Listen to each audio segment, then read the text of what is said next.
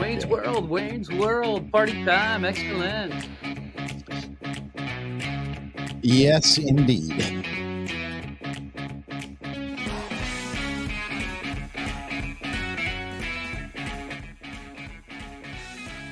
All right, folks, welcome to the Sports Porch Black and Gold. If you're watching us live all over the world, you're watching us on Facebook, LinkedIn, Instagram, X, and YouTube. And of course, you know, we drop the podcast right after the show. That's right. We drop the podcast right after the show on the iHeartRadio app, Apple Podcasts, Spotify, or anywhere you get your friggin' podcast. That's right. So subscribe, leave us a review, you know, all that good, nasty stuff. So what are we going to do? We're going to porch. This week on the porch, we're going to talk about the Steelers, obviously. That's what we're going to do. HJ is in the house. We're all coming remotely. HJ, Hockey Jesus, is coming to us from Greenfield. The Grant Schwabini is coming to us from, I'm going to say it, Fox Chapel, although I'm on the borders. And I am in headquarters in Monroeville, as we like to say out here. Thanks for being here. Steelers talk. Hockey Jesus is in the house. He's going to talk about the Penguins. The season is right around the corner. We've got what we're watching. No Trader Joe's snack time this week. We're not together. I did have something for us, but I'll save it for next week. And I did mention what we're watching. But the first thing I want to do is we just received word that a baseball legend, and when I say legend, I mean, can't use, I mean, there are a few legends as legendary as the great Pete Rose has now passed away. He was a career .303 batting average, the all-time hits leader with 4,256 hits. 19 years he spent with the Reds, 5 years with the Phillies, where I do believe he won a world championship. And he had a brief stint with the Montreal Expos. I'll never forget the Expos uniforms and watching Charlie Hustle play as an Expo. That was surreal to me. We're not going to have a debate tonight over the Hall of Fame because he has Hall of Fame numbers and he was a Hall of Fame player, but he broke the cardinal rule. He bet on baseball when you weren't allowed to bet on baseball. You're still not allowed to bet on baseball if you're a player. So that's a debate to be had for another time. But you guys, Otani. Well, listen, before we get, and official Chris Chott is on Instagram already saying Pirates screwed over Tellez and IKF, bad look. I got some. Oh yeah, that was bad. Yeah. But you guys, real quick, in honor of Pete Rose, Steve, HJ, Pete Rose memory, first one that comes to mind, real quick. It's easy. When he's sliding in head first, that Pete Rose slide that he had, he always went full out no matter what game it was, whether it was an all-star game, whether it was a playoff game, whether it was just a regular Sunday afternoon. That is my memory of Pete Rose. Charlie Hustle. Schwaber. Well, he had a really big play in the World Series in the clinching game when Bob Boone almost dropped a pop-up between first and home plate. Came out of out of Bob Boone's glove, and Pete was there to grab it. Yeah, I actually remember that play. Who did they beat? Yeah. The Kansas City Royals. Are you sure it wasn't the Orioles? I'm sure. Really? No, it was George Brett. Yeah. Yeah, it was George Brett, right. My memory is when he cried when he broke the hit record. When he went to first base and his son was there and he cried. Adds up. Yeah, absolutely. So very in your feelings. Mr. Touchy-feely. Yeah, that makes sense. Man, I just remember watching it and thinking, okay, there's a realness to him. There's a realness to him. You're probably tearing up right now. Part of me is. So there's official Chris Chott on Instagram. We were not going to talk about the Pirates tonight, but I'm glad he brought this up. There's two things. First, the Pirates released Rowdy Tellez, and everybody knows now, obviously, he had 4 at-bats. So if he had played in the next game, most likely he would have received his $200,000 bonus. The only thing I'm going to say about that is, why is anybody surprised? I mean, come on. This is what the Pirates do. And honestly, look, if you know what the Pirates do, if you know how they run their team, and we all do, Oh, what the hell? Who cares? Tellez was not. Listen, Tellez is a baseball player. He's a professional. It's a business. He's made millions of dollars in the league anyway. If he hasn't saved a shekel or two, who cares? Second, he wasn't going to be around next year. And third, hey, Nutty needed another $200,000 to pay to pay the pilot for his private jet. I don't know. Who cares? Like if they had done that to Brian Reynolds or somebody who's monumentally a part of this team, I would say, yeah, you really screwed somebody over. So what? This is what Pirates do. Period. It's what they do. Go ahead. The issue is more the bad look optics that it doesn't exactly say to a free agent, want to come here because this is how we treat our players. But what free agent wanted to come here to begin with? Who are they going to go try to get anyway? Well, Nobody. Guess what? Well, but this is also another reason why. I don't think free agents need another reason why, Mark. I mean, they have to know. They have to know at this point that the Pittsburgh Pirates are a joke of a franchise when it comes to Major League Baseball, and everybody knows that. You know me. I hate baseball with a passion since Nutting has been owner of this team, and I will continue to hate it as long as he's the owner. But even I have a cautious optimism for next year just because they finally have some really big league talent that they can keep for cheap for the next couple years. So that's the only reason, because I know they're keeping them for cheap, and that's the only window they have. So they got a 2-year window. It started this year. They were the same as last year. So it makes me very optimistic, but very cautiously optimistic for next year. And this stuff with Rowdy Tellez, who cares about this guy? Good riddance. And don't be surprised when Nutting does it again next year. Yeah, exactly. Now, the IKF thing, I listened to an interview with him, or I'm sorry, I read an interview with him where basically what he said was, look, I was given the opportunity to play in the game, but given the fact that I had been injured and I was still kind of nursing that injury and the conditions were wet, I declined because I wanted to give some of the other guys on the team a chance to play in Yankee Stadium. He came out and said that. He said the Pirates actually offered me, or Shelty offered me, that said, hey, do you want to start tonight in Yankee Stadium? He elected to say no. Good guy. He's a good guy. He was protecting himself and giving somebody else an opportunity. So put that away, okay? They didn't screw IKF. Nobody screwed IKF. That was his own choice, and I'm good with that. And on the Tellez thing, who the hell cares? This guy didn't do anything for us this year anyway. Save the $200,000. Go throw a great big party with it, Bob Nutting. And please, God, sign somebody in the offseason to help Paul Skeens legitimately be a good pitcher. Give him some offense. You know, I, unlike Steve, am not cautiously optimistic on the Pirates this upcoming year. The reason I'm not is because if Nutting does what Nutting does, this is what he's going to do. He's going to ride the Paul Skeens train. That's it. Well, right. Yeah, of course he is. Well, I mean, anybody meaningful in. What the hell does he care? And another way of looking at this, though, like if you really want to take a look at it. So 76 wins the year before. Schwab's going to bring this up. The Grand Schwabini's got to get his take. Yeah. No. I mean, I did make a perfect prediction, but 76 wins last year, 76 wins this year. Yeah. I mean, take out Paul Skeens, and they were much worse. Much worse. Yeah. True. Yeah. That's true. That's Very an true. Excellent point, Mark. Yeah. Yep. Yep. Well, next year will be the year for Paul Skeens. Okay. Arguably, limited sample, little over half the year, probably, if not the best. Well, there was one guy that you could say was better than him. I guess Chris Sale, but best pitcher in baseball. Let's see what he does next year. Let's see what he does with the offseason. Let's see if he comes back. Let's see if he can continue this and get a bat.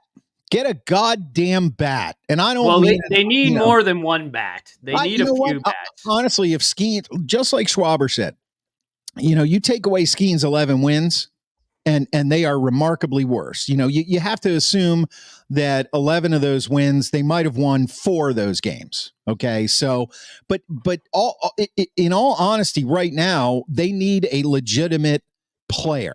That's what they need. One legitimate player with the pitching staff they have, and you turn 76 wins into maybe 83 or 84 wins and a legitimate shot at the playoffs.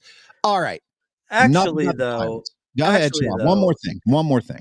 Not actually, though. I mean, here's the thing. I mean, like, look. Oh God. I mean, look. Hey, is Keller a good pitcher? Yeah. Mm-hmm. I mean, he did have like a 4.4 ERA. I mean, what's his name? The good kid, Jared. I mean, he had a 4 ERA. Actually the what's the guy's name? The Hernandez or something? Ruiz. Ivan Hernandez. The Ruiz. Yeah. One of those guys actually pitched pretty well, but let's not kid our Luis Ortiz. Right, Luis Ortiz. Let's not kid ourselves, though. I mean, like, Mitch Keller, like, what was he, like 11-11 with like a 4.4 ERA? I mean, like, strong, finishes bad. Yes. Yeah, they're not like tremendous. He's like a good 3rd, 4th starter. Yeah. You're right. You're right. We're with you. We're with you. Enough about the Pirates. All right. And Buccos Nation, you know what? Get over Rowdy Tellez and his $200,000. Rowdy Tellez didn't want to be here. He pretty much said that from day one. The only reason he was trying to hit the balls because he wanted to get the hell out of here and sign a contract somewhere else. So what? Well, that's like most Pirates. Right. He's just like most Pirates. Right. Hit the ball well, sign a contract, get out. Right. Goodbye. I get it. There are diehard Pirates fans who watch every game. They live and die with the Pirates. God bless you. If I had faith in this owner, I would live and die with him as well. But I just can't. And this Rowdy Tellez thing, I mean, you just need something to get upset about. I mean, for God's sake, look, they once again, they were the Pirates this year. They're going to be the Pirates next year, and they're going to sell out when Paul Skeens plays and when they have fireworks night every other frickin' night, because that's the only way they can put asses in the seats in that ballpark right now. The reason why I do just wants to keep it going. No, the reason why I do think it's worth talking about, though, is because it's a big FU to the fans, because they know it looks bad and they served it up on a platter and said, we don't even care what you think. When is Nutting ever cared about the fans and what they think? That would be never. You know when it was? When he said, build me the stadium, and he knew he could make more money off of it than people would enjoy it. And you know what? He was even right then. Yeah. So and talk to me when this guy is gone, and then we'll have some conversation about real baseball, not about this idiot. Let's bring it back. Let's bring it back to the Steelers. That's exactly right. Okay, so I did catch up and I watched that Steelers game. I actually watched the replay of it today. Guys, breaking news at my house. Are you ready for this? Yeah, please hurry up. My wife just shut the door on me. Ah, nice. You have succeeded, Steven. I've finally got the room that I've always wanted. There you go. And the door is closed. Okay, the Steelers, good, bad, and ugly from the loss in Indy. And can I say Joe Flacco is Steelers kryptonite? Not that they weren't beating them with Anthony Richardson. Remember, you can always follow the Sports Porch on Twitter at the Sports Porch with the number 1. I've got that down in the ticker you're watching on Twitter or X. Let's talk about this game. Let's talk about the good, the bad, and the ugly. I want to start with the Grand Schwabini, and we'll do good round, bad round, ugly round. Go ahead, Schwaber. Okay. What did you think was good about this game? Well, full disclosure, I had taped the game, and the way DirecTV works, it's really insane. Like, you've got channel 2, and then you've got channel 2-1. Which plays the same thing, but there's nothing on 2-1. So I actually didn't tape it. I taped nothing. Nice. So, but I will say that. But I will say this: I did follow every single play on my phone, I just didn't watch it. I just, and I did turn it on just in time to see the fumbled snap. Nice. Nice. Perfect timing as usual. No, we're talking about the good, Mark. The good. Yeah. We want to know what you think the good was. Well, I guess I would have to say the good is Justin Fields' second half. Because as I was watching it on my screen, it looked like, okay, Colts go down, this game's over. Oh, Fields brings them down for a score. Colts go down, score again, game's over. Oh, Fields brings them down for a score. So obviously the offense was clicking in the second half. So the good would have to be a Justin Fields second half performance. All right, HJ. I have something similar, but I'm going to go more with the way they came back, because they were basically getting manhandled by halftime and literally could do nothing right on offense and on defense. And then in the second half, I thought they made some good adjustments that kept them in the game. So I'm going to say their resolution to try to come back and win the game, even though they didn't do it. I like the fight in the second half. CD says good, didn't give up, and Fields can run. This is a tough one for me because I thought the good was more of an individual thing.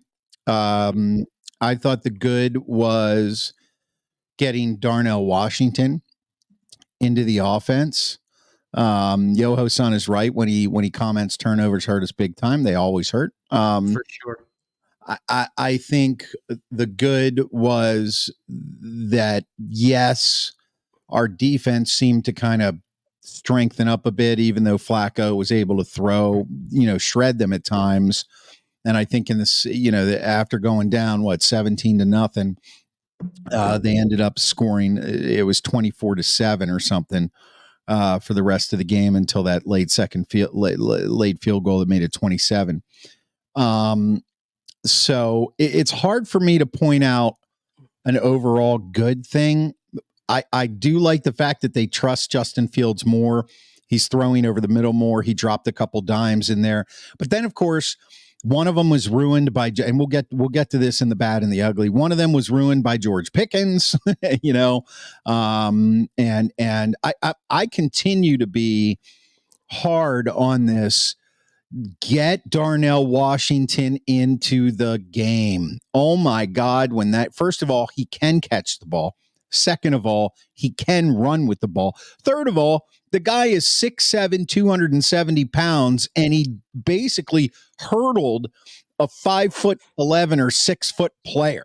All right. Where do we go to sign up for the Darnell Washington fan club? You can come right here to this studio. Okay. I've got a sign up sheet right here. That. I mean, how can you disagree with me? I mean, Schwaber, did you see the highlight of that play? I did not, but I have seen several NFL players hurdle people. Yeah. No, but what I'm saying is go back after the show or even during the show, just Google the Darnell Washington highlight. And I'm telling you, you watch this guy. Am I wrong, HJ? You watch this guy run and hurdle over that guy. He scampered for like 28 yards. He is a locomotive. Wait, let me answer the question. Yes, you're wrong. Okay. Yeah. Yes, and I agree. Yeah. Not getting more touches to Darnell Washington did not result in the reason why the Steelers lost the game. No, I didn't say that. What I'm saying is the good was they're trusting Fields more. He's throwing over the middle more. They're letting him make decisions, and they are getting Washington in the game more. I think he's an essential part of the game plan, and it's good to see him being targeted. That's the Arthur Smith offense. There's the good. Go ahead, HJ. Did we already do your good? Yeah, we're good. Let's get to the bad. Schwaber, the bad. Bad, I'm going to sort of extend it beyond yesterday, but I'm going to call it slow starts. Right. You can't do worse than, was it 17-0? Yeah, it was 17-0. Well, I guess you can do worse. There were a couple teams that were down 20 28-0. But one wears the color green, I think. Right. But 17-0. I mean, look, you got no leeway. I mean, it's so hard to win a game when you're down that far. Yeah, you stole mine, Mark. That would have been mine. So I'm gonna pivot and say the bad was TJ Watt. TJ Watt was invisible. Really? He needed to take over that game in the second half when they needed a stop. When they got to 17-10, that's when TJ needed to take over. Needed a big sack, maybe a scoop and a score there. He was invisible. No sacks. He's not been really visible since what's his name on the other end came out and Herbig came in. So I think that would be for me the bad. The whatever, the $65 million defense, and they gave up that touchdown to allow them to go up 24-10. That's ridiculous. That should have never have happened. So before we get to my bad, CD says bad, got punched in the mouth by them running hard and Naj running like watery jello. Yoho son is saying facts, Jesus, facts. Brad Trombley's in the house. The bad was that I spent money to see another loss live. By the way, did I send you the video that Brad sent me of that Justin Fields touchdown? No. I'll have to send it to you guys. Okay. It's tremendous. Brad, awesome. Thanks for sending that to me. That was incredible. Actually, I think I put it on my Twitter/X account. So it's up it's up there if you want to go see it. It's at Burger Man with a GH Burger. Hockey Jesus. My bad. And Chris Chata on Instagram is saying 2-minute drill at the end was not good either. Harris staying in bounds. Come on, man. Listen, I'm going to talk about that in a second. We're going to get to the bad. Yeah, well, we got to the bad. The ugly. The ugly. My bad is Najee Wait, time Harris. out. Pull up CD's comment about TJ got held all day. You can pull that up anytime you want, brother. I did. That's bullshit. He didn't get held all day. They showed one play, and that's the only play that they're putting on Twitter. And now they're saying TJ got held all day. Come on, man. He's an all-pro. He's a defensive player of the year. He can get through that guy. By the way, Indianapolis's offensive line is one of the best. So, I mean, you got to give him that too. Yeah. Pete Rose passed away at 83. Luke, go back and start at the beginning of the show. We did a little tribute to him. The bad for me, and it'll lead into the ugly later when we get to that with me. The bad is Najee Harris. The Colts run defense is the worst in the league. And I know that we have injuries on the offensive line. I know offensive line is a work in progress with us. But when Cordarrelle Patterson was in the game, he was shredding them, and then he got injured. Same offensive line, same issues. I've been talking about this for the last 2 years, guys. You know it. You can verify it. Najee Harris does not know how to find the hole, and even when he does, no jokes, please, even when he does not have a quick first step. Now, compare that to later in the game when he was the outlet pass and he was able to catch a ball with 5 yards to get the engine rolling. Then he becomes a threat. Okay. But that's not a running game. But it was him running the ball that got that yardage. But you know exactly what I'm talking about here, buddy. But I mean, it was all yards after the catch on that play. That's the only reason I take offense to what you're saying about Najee being bad. He's bad. Period. Well, first of all, look, he could be nicked up and we don't know it. But I think the bad from Najee, apparently, I heard listening to a lot of sports radio today that he was complaining after the game. He was. You should see these, 7-8 man fronts I'm going up against, that kind of a thing. No, what he was saying was he's saying that, we all kind of own some responsibility for the way the offense and the run game was this game. That's what he was saying. Okay, great. So ugly, Schwaber, Grand Schwabini, what was ugly? All right, well, ugly, I'm going to just tell you what I heard a lot of on Sports Talk Radio today. So I will leave it up to you guys to tell me if you agree or disagree. And I'm going to single out 2 players. I'm going to single out JPJ and Patrick Queen. I understand both of them had some pretty tough days yesterday. No, you're right. They definitely did not play to their level. We're used to JPJ having a shutdown corner, and Pittman just caught everything in front of him, and not so many things behind him. But I agree with you. Probably his rough game since he first got started, as inked in as a starter last year. Patrick Queen, it's really I'm struggling with Patrick Queen because I think he's not the guy we thought he was, the dominant middle linebacker that gets everything. But I don't think in our 3-4 defense that he can be that way. But I can understand why people are concerned about his inability to make a flash play, to get into the backfield and those sorts of things, because he hasn't done that yet.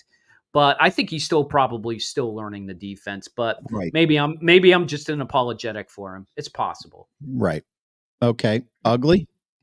HJ? Ugly for me. Yeah. It was all the boneheaded plays they made, and let me cite two. One clearly was the George Pickens fumble. What the hell, George? Makes a great catch. His first catch of the game, makes a nice run. What the hell are you doing with the ball in your left hand and holding it like it's a freaking loaf of bread? It's just ridiculous for him to do that. He's got to know better. He had a great game, so that's why I'm not calling him bad, because he did have a really good game. But that's just a boneheaded play that you can't have inside the red zone, especially with our offense that has trouble scoring in the red zone, let alone giving it up. And the other thing was at the end, near the end of the game. Look, they're only down by 3 points, and Najee Harris doesn't run out of bounds. What the fuck, Najee? Run out of bounds. And that caused another bonehead play, which was they didn't call a timeout. They got a timeout. Call a friggin' timeout and call a play. It's 4th down. They can't have better defense than we can have a better offensive play. If you make a 15, 20-yard play there, you're in field goal range, and we might be talking about overtime and winning the game. So to me, it was the boneheaded plays that made that ugly at the end. And that was really frustrating for me, and it's probably what cost us the game was the ugliness. Yeah, the ugly for me is something that I've talked about in previous years that seems to be just status quo. The standard is the standard, and that is discipline. And that goes to 3 plays. 3 plays. 2 you've already talked about, HJ. 1, why in the hell was George Pickens carrying the ball like a loaf of bread, like you said? That was one of the strangest and actually most comical fumbles I've ever seen. It was funny. It was like he was holding the ball in his left hand, and he got tackled, and he was heading out of bounds, and he did like a ballet move, pirouette, and then like just served it up in the air. Here you go. And I was like, what in the hell was that? The other one was 100%.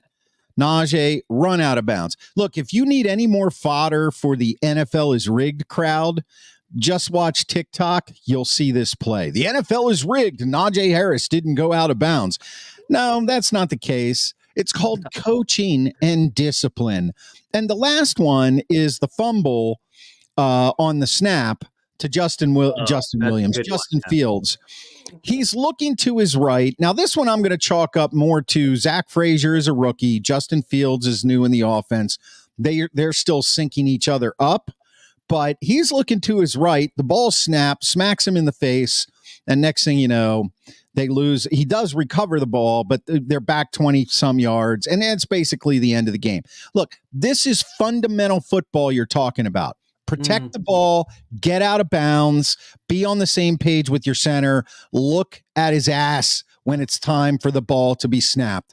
You will not win games if you don't get the fundamentals right. And Tomlin does not, and I know we've had this debate before. Tomlin just expects them to be professionals. Right. But look, any professional, you practice and you drill all the time. Did Jerry Rice stop practicing because he was so great? No. Yes. No, he did not. He did not.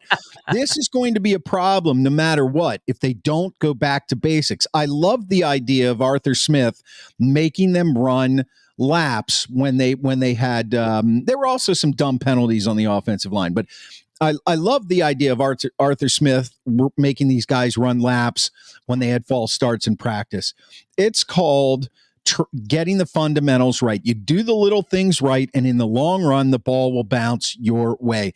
And truthfully, those 3 plays, had they not occurred, I think the Steelers would have won this game. Hands down, they would have won this game. By the way, I just Googled the Pickens fumble. Yeah. It was quite comical. I wasn't expecting that. Yeah, it was. It was like the ball's almost out of bounds. It's like he threw it in the air to them. Yeah. He did some kind of pirouette, and then it was like, whoop, it was like a Three Stooges thing, It was bizarre. Yeah, it really was bizarre. And to me, what's funny about it is when you're actually not watching it, but you're following it on the ticker, and all you can see is Pickens completes for 12-yard gain, fumbles, Indianapolis recovers.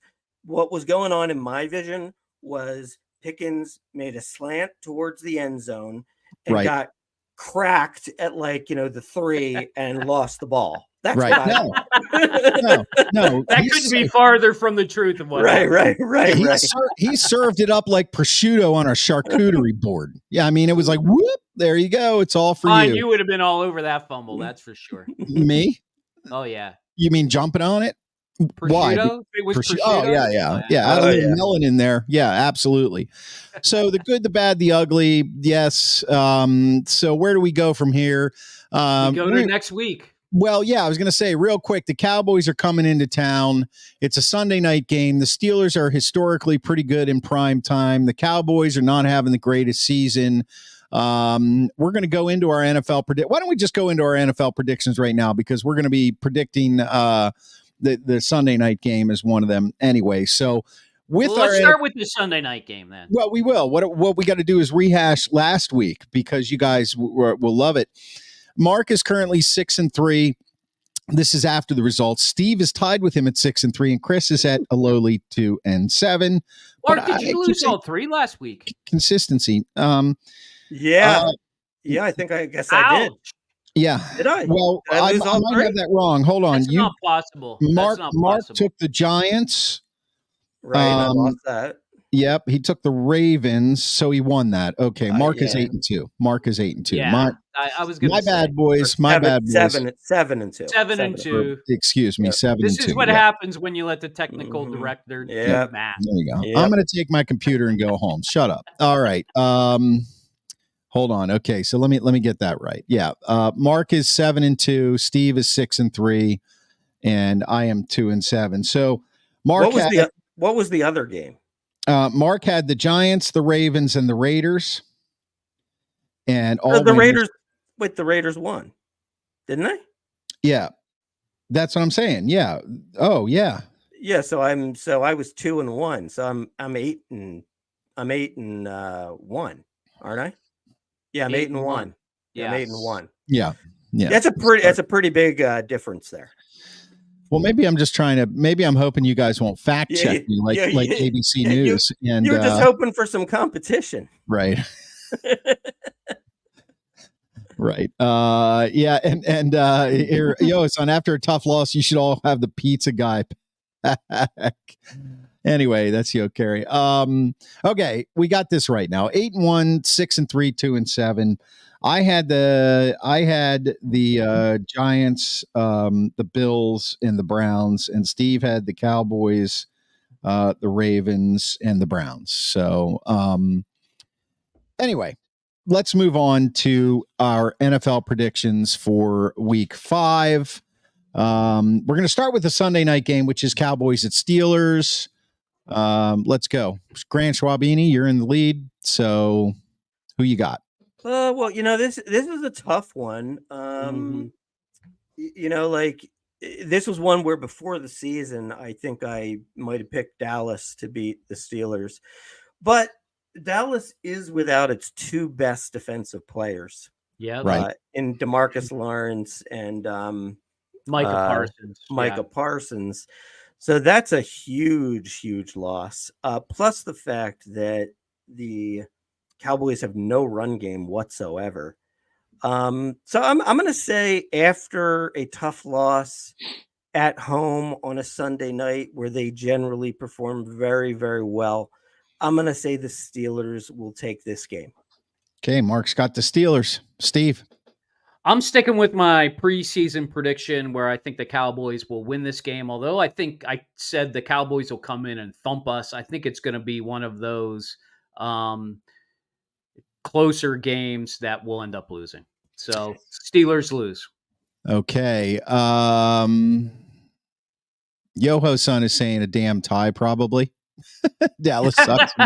Dallas sucks, and we play down. Maybe. You know what? I'm going with the Steelers on this. I they haven't said that Justin Fields is definitely the starter yet, but I don't see how you can not roll with him at this point. But we'll see. But I think the Steelers are going to rise to the occasion here at home. This is a must win for both teams, but I think the Cowboys are I think the fact that the Steelers are at home and the crowd will be into this and they hate the Cowboys, I think the Steelers win. So, okay, next game. That was Sunday night. Let's go back to Thursday night. Bucks at the Falcons. It's a tough one. Have they played already this year or no? No, I don't think so. No. Okay. So Bucks at the Falcons. Was it 3-1 versus 2-2? Yep. Yep. That sounds right. I don't know. I'm going to say that the Buccaneers are playing pretty well. I'll take the Bucks. Yeah, I think I was wrong. I think I was wrong about the Buccaneers this year. I think they're a better team than I gave them credit for. I think the Falcons are still struggling to find their way. I'm going to have to go with the Buccaneers too on this game. Okay, boys. Kirk Cousins is my hero. I'm going with the Falcons. Your season's already over anyway. Hey man, I'm just having fun at this point. That's all I'm doing. I'm just having fun. Yeah, right. Bill, your season's already over. You're probably right. Okay, the other Sunday game, 2-1 versus 2-1. Bills at the Texans. Well, 3-1, right? 3-1 versus 3-1. 3-1. Yep. Yeah, Bills at the Texans. This is an interesting one because the Bills are just coming off of a thumping. But previously had been 3-0 and playing very, very well. Yeah. And your Texans, are kind of somehow they're 3-1, but in the last couple of weeks they haven't really looked that great. Yeah. But I'm gonna say that I'm gonna take the Texans. I think the Texans have a better chance of more gaining steam and the Bills more have a chance of coming back to the pack a little bit. So I'll go CJ Stroud, Nico Collins, Stephon Diggs for the win. All right. The Grand Schwabini says the Texans are going to win. Hockey Jesus? I don't think the Bills can play worse than they did last night. They look really bad. I think they're going to have a rebound game. And why not against the Texans? The Texans haven't been playing consistently good ball, but they've been squeaking out wins. I think the coaching and the Josh Allen factor will kick in. They won't be able to come back this time. I got the Bills. Steve Hockey Jesus has the Bills. I see this as veteran versus rookie. Even though they actually don't play on the field together, it's Josh Allen versus CJ Stroud. CJ Stroud's a second-year player. I know. Versus rookie. Sorry, versus young gun. I think Josh Allen comes in and says to the young gun, listen, this is how you bounce back from a drubbing, and he shows up to play. So I am going with the Bills. There you go. Alrighty. That's our prediction. So moving on here, if you're listening to the podcast on the iHeartRadio app, Apple Podcasts, Spotify, or anywhere you get your friggin' podcasts, thank you very much. Subscribe, leave us a review. That would be great. And of course, if you're watching us live right now, you're watching us on Facebook, LinkedIn, X, Instagram, and something else, YouTube. Subscribe. That would be great there as well. And I drop the podcast right after the show. Now we're going to stump the Inzer. And what is that? Well, Mark is actually the Yinzer this week. So we're going to have to stump Mark. So what is Stump the Yinzer? Normally, Hockey Jesus is our resident Yinzer. He has pierogies in his blood. His DNA has more Y chromosomes than any other chromosome, Y for Yinzer. And but last week, Mark was able to get the Mario Lemieux question right. How many seasons was Mario with the Pens before they made the playoffs? Hockey Jesus guessed 6. The right answer was Mark. So, and we just lost Hockey Jesus anyway, so maybe he'll be back. So maybe until he gets back, we should also pay homage to Dikembe Mutombo, who passed away today at 58. Not in my house. Yeah, we're gonna wait for HJ. Something happened to his internet, so he got it. He's out of the studio. So yes, Dikembe Mutombo. We're gonna do that right now. He passed away today at the age of 58 from brain cancer. Well wishes and prayers to his family for that. He played 18 years in the NBA, 8-time All-Star, 4-time Defensive Player of the Year. His 3,289 blocks were second all-time. Played college at Georgetown, played for the Sixers during the year they went to the finals. Did he play for Hugh? Who else did he play for, Schwaber? He played for a lot of teams. Denver Nuggets, I believe, was the team he played for the most. That was his first team. He was part of I believe it was the first time an 8 seed to beat a 1 seed when he was with the Denver Nuggets. Yep. Now Yoho-san has an interesting question. How many abandoned malls are in the Berg? I believe they're all abandoned except Ross Park. Except Ross Park. Well, Monroeville is not abandoned yet, but it's on its way. It still gets a fair number of people though because of the theater that they put in right before COVID. So it still gets a number of people. Yes, Yoho-san, we did a Pete Rose tribute at the beginning of the show, so go back and listen to the beginning or watch it. Third loss, Chris Christopherson, the 70s, A Star Is Born. Yeah, that was a great movie. The most recent one with Bradley Cooper and Lady Gaga. My wife says my hair looks like Bradley Cooper's hair in A Star Is Born now. What do you think, Schwab? Well, she certainly has eyes for you. What do you think? I think let's it's like, it's getting there. It's getting there. Okay, I'm not sure what's going on with Hockey Jesus. I'm gonna. By the way, our apologies. We only currently have one generator at one of our locations. So we're working on getting generators at our other 2 locations. So just so you know, you will never lose the Grand Schwalbini here in Fox Chapel because we have a Generac. Right. We have a Generac. Yeah, and I'm looking into getting one. I just don't have it yet.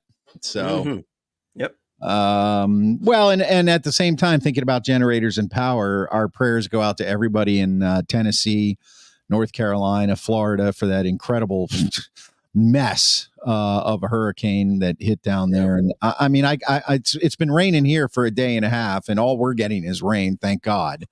But I just don't. I pray for those people down there. You're living your life one day at a time, and next thing you know, a tragedy like this hits. So I hope they're getting the help that they need. Yoho-san says, with your hat off, TD, you look like a kid in a sandlot. That's what I was going for. That's actually going for it. My computer just fucking died. No clue, scrambling. That's the text I got. All right. Well, listen, we're just going to have to get on with the show. We're just going to do the Stump the Yinzer with Mark. And if Steve gets back, I'll tell you if you got the answer right or not. So Stump the Yinzer. Here's the question. Go for it. Which Steelers quarterback played baseball for Jim Leland in the Florida Instructional League? Now, I feel like I should give you a hint. Chris Chada on Instagram. I remember my elders telling me to watch The Fish That Saved Pittsburgh, but never did. Isn't Dr. J in that movie? Is Dr. J in that movie? Yeah, yes, he is in that movie. So the hint that I'm going to give you is that he was a quarterback. You can't tell you have hair with the hat on. Oh, thanks, official. Maybe I should just make a guess beforehand, because if you give me a clue and then I get it, then everybody's going to say, well, it's because you got a hint. Well, the only hint I'm going to give you is that he's a quarterback that has played for the Steelers while the three of us have been friends. Okay. I mean, Jim Leland probably coached in the Florida Instructional League like in the 70s and early 80s. You know what I mean? And we met in 1989 or 1988. So from 1988 until today, it's a guy that has been the Steelers quarterback while we were friends. Okay. I am going to go with, how about that Mike Tomczak? Okay. All right. That's your answer. We'll wait till HJ comes back. I'm not going to tell you if it's right or not. As we are moving on, we do have some hockey computer antichrist. John says CD has a guess, Bubby Brister or Mark Malone. I'm not going to tell. I know the answer, of course. I'm not going to tell anybody the answer until he gets back. Okay. And maybe he'll be back. Tech director Patrick Renna from Sandlot. Nice. All right. We'll save the HJ segment till whenever Steve poaches his wife's computer to get back on. But in case you're wondering, there he is. What the hell happened? My computer just died. Really? Wow. Dude, I don't know what happened. It just like everything shut down. That was wild. Could you turn it back on? I tried to, and it just. All right, so maybe it's it looks like your phone's dying too, HJ. There you go. Well, that's because I'm on Wi-Fi, so I don't know how well this is going to work. Yeah, well, okay. So here's the Stump the Yinzer question. All right. Which Steelers quarterback played baseball? Now, Mark has already given an answer. He doesn't know if it's right or wrong. Which Steelers quarterback played baseball for Jim Leland in the Florida Instructional League? Okay. Oh, I have to guess? Yeah, get Stump the Yinzer. Yeah, I don't get like A, B, C, D. No, well, I'll tell you what. I'll give you the same. I'll give you the same hint that I give the same hint that I give Mark. That I gave Mark. He is a quarterback during the time we have been friends. So we all met in 1988. Okay, so I know from that answer. time on, there is a quarterback who played in the Instructional League for Jim Leland. The answer is Bubby Brister. Ding, ding, ding, ding, ding, ding, ding, ding, ding. You are right, Bubby Brister. Son of a gun. Son of a gun. Yeah, your brother CD guessed Bubby Brister first and then said, or Mark Malone. Amy May says Mark Malone.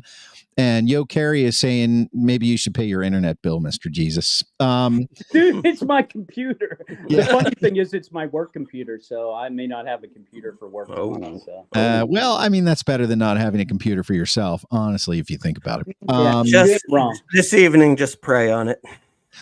So Hockey Jesus is back in the house, and you could follow Hockey Jesus on YouTube at the Sports Porch Podcast. He gets on after every single Penguins regular season game, and he talks about the game and about the Penguins and and he's gone again. So, no, I'm here. Oh, okay.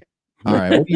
What are you doing? Would you get near your router? You're screwing up the podcast. No, I did, but now I'm annoying my wife, so I might be sleeping outside tonight. Yeah. Well, hey, listen, priorities, dude. Show over marriage. I mean, come on. Hey, I'm still on the show, right?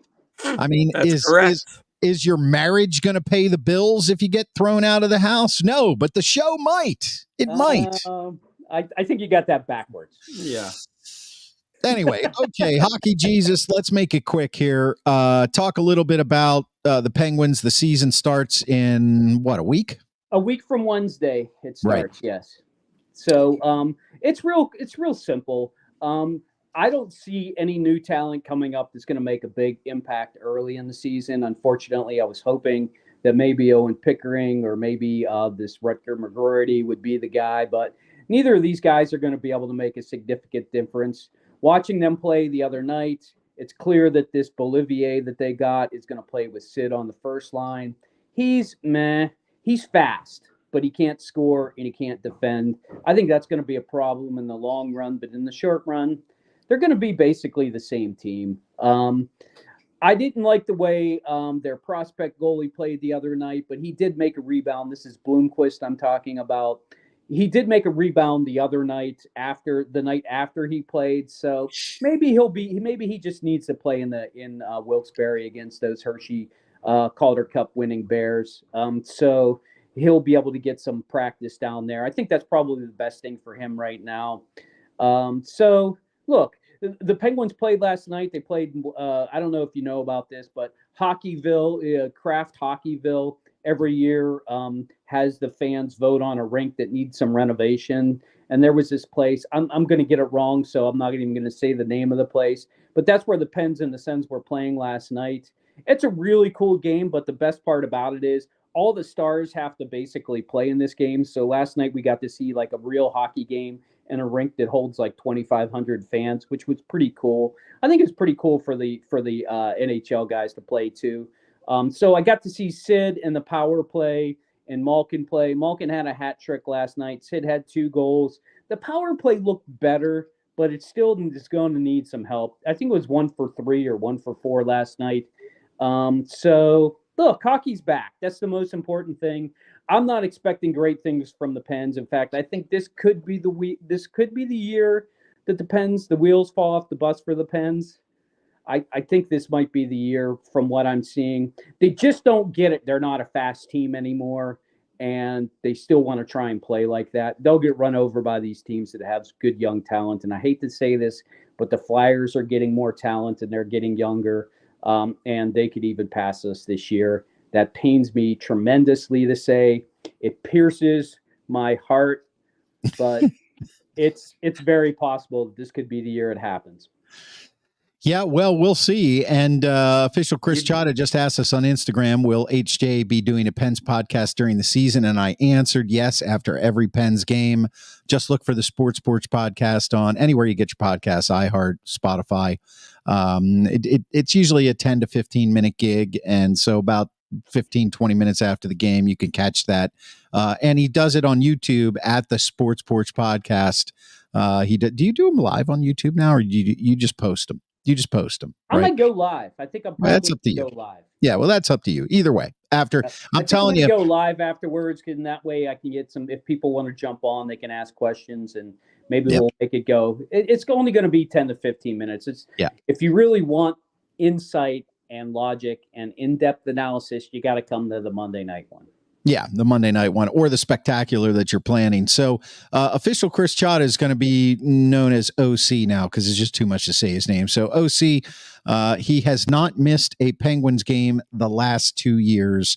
So I would say you can have faith in Hockey Jesus that he will be around for, I would say, you got to give him a night off here and there if something happens, but I'm going to give him dying. Yeah. I'm going to give him a 95 to 99% success rate on the 82 games coming up this year, most likely. Oh, yeah. I agree with that. Okay. I think it'll be 100%. You think? Yeah, you never know what happens when you're traveling in. That's true. In March, he still hasn't missed one though. He still hasn't missed one. You haven't missed one yet. I mean, look, it still counts if it's like 2 days later. If you're on vacation. It's true, and I haven't missed one yet, so that is true. 2 days later. Okay, what we are watching this year, there is no Trader Joe's snack time tonight because we're all remote, and it's kind of hard. I'm not going to use DoorDash and pay that, and I don't have a courier to send food up to them, and they're just going to have to miss out until next week. So we're going to move right on to what we are watching. What is that? Well, there's a lot of streaming services out there, and sometimes it's really hard to find something to watch. And luckily, we're old guys that sometimes like to sit around and just flip through, the menu on Netflix or Max or Prime. And you can spend days doing that if you want, afternoons doing that if you want, and never find anything to watch. So what we do is we find things to watch, and if they're good, we tell you. If they're bad, we tell you. The only qualification is that if it's a movie, even if you hate it, you got to watch it the whole way through so you can give the review. If it's a series, it doesn't matter. You don't have to finish the whole series, but you have to have finished the season you're in so you can review the series up to that point. I do not have one right now. I'm in the middle of a couple that I'll be able to review next week and in the weeks coming. But the Grand Schwabini and Hockey Jesus have theirs. So the Grand Schwabini, this week you have watched it's actually a movie. A movie called Never Let Go. Halle Berry. Stars Halle Berry. And if there was a way to make Halle Berry look somewhat unattractive, I think they accomplished that in this movie. I say impossible. She is just gorgeous. But so this was a fun one. Like there's kind of like a genre of movies that I tend to enjoy. One type is, apocalypse, the world is coming to an end. Another is horror, and another is supernatural.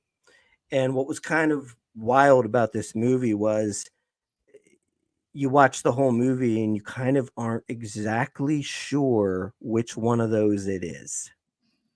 So it's just kind of wild. There's like a lot of stuff sort of left up to interpretation. Long story short, just a little plot for you.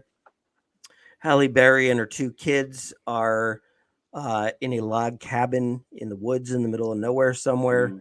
And apparently, at least their belief is that the world has, collapsed and people went insane and started murdering each other. Wow. And they are in a blessed house that as long as you are attached to the house, you cannot be hurt. The evil cannot get to you.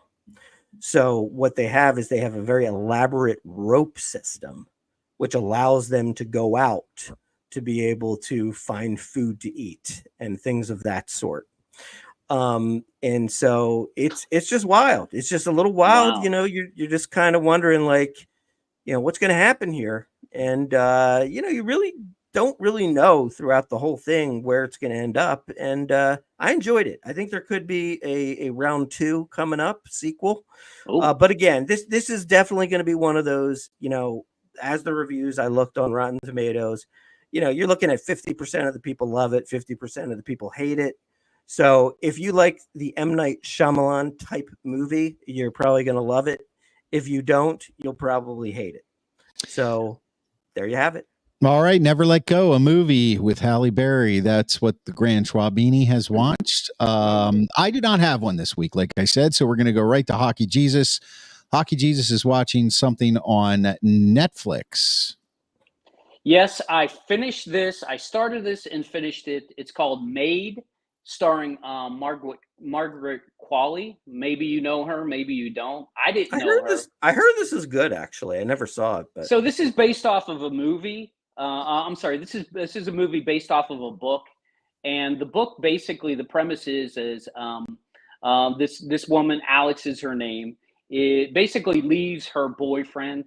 They're not married, so she leaves her boyfriend. She has a child who's about 3 years old, and it's questionable to call it an abusive house, because that's really what the whole subject of the matter is her boyfriend really abusing her? Because it's mostly psychological abuse. There's no real, you don't see him ever hit her. But anyway, she leaves and she's trying to start a new life. And it's basically her whole story. This takes place in Washington, the state of Washington. She actually has a mom who also is psychotic. She's undiagnosed bipolar.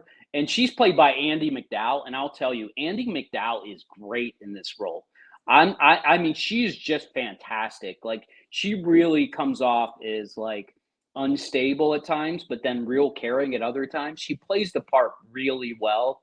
And it's just about her whole life of, should she go back with her boyfriend? Should she stay in this domestic abuse place? Which is, some of the places she ends up in are just absolute terrible pigsties.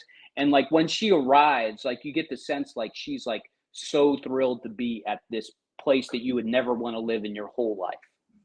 and just the way the acting is done and the way the story is, it just pulls at you. You're just like, I have to know what happens. Does she stay with him? Does she find true love? Does she do something else? And you have to watch it, because I promise you, I think you'll like the ending. So it's a movie on Netflix. No, it's a small series. It's Limited series. It's actually 10 episodes. They're pretty long. So, I mean, it's a bit of, trust me, once you start watching it, you won't want to stop watching it. You'll want to watch it the whole way to the end, guaranteed. Is it new? Right. Is it new? Yeah, or it's new. Okay. It's new. It's new this year. I think it just came out a couple weeks ago. Okay. And like I said, it's based off of a book. And the thing is, like, I guess the woman who did it she's the one who went through it. She already wrote a sequel to it that tells you kind of what happened with her life, even post what you get to see. So I'm pretty sure that there's going to be a second set of episodes that will go through what happened from the time you leave her at the end till, current day, really. All right. Well, that's it. Made on Netflix, Hockey Jesus. As a side note, before we head out of here, I just want to say that in keeping with further embarrassing myself, that our special guest last week, New York Pizza, was 3-0. A slice of New York. Yeah, I know, a slice of New York pizza. I just call him New York Pizza. He was 3-0 in his predictions. He was 3-0. Really. 3-0. Very nice. 3-0. He even beat the Grand Schwabini. Yeah. How about that? He was 3-0. Son of a gun. No wonder he can do a technical director. No wonder his computer crashed watching Netflix on his Pen Dot laptop. That's what Yo-Son says. All right, guys, listen, thanks so much for watching the Sports Porch Black and Gold edition. If you're watching live every Monday night at 7:30 p.m. Eastern Time, all over the world on Facebook, LinkedIn, YouTube, X, and the Instagram. And I'm going to drop the podcast right after the show. Have a great week, Jeff Paulus. Thanks for being here as always.